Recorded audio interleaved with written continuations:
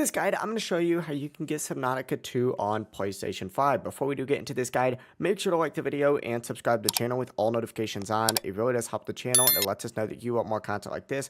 We'd greatly appreciate it. And if at any point throughout this guide you had any questions, ask them down in the comment section below and we could help you out further. I'm going to be doing my best to reply to every single comment down there.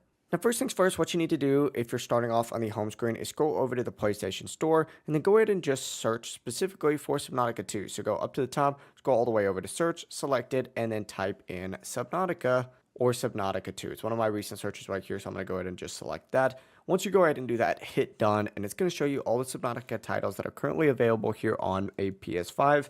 You're going to have Subnautica, and of course, you'll also have Subnautica Below Zero, but you might notice that Subnautica 2 is actually not available, and there's a specific reason for that. Now, Subnautica 2 is releasing on early access on May 14th, 2026, and 2 years after early access, because it said minimum it's going to be in early access for 2 years, it will be available to download on PlayStation. Early access is not going to be available on PlayStations or PS5s or PS4s or whatever the device might be.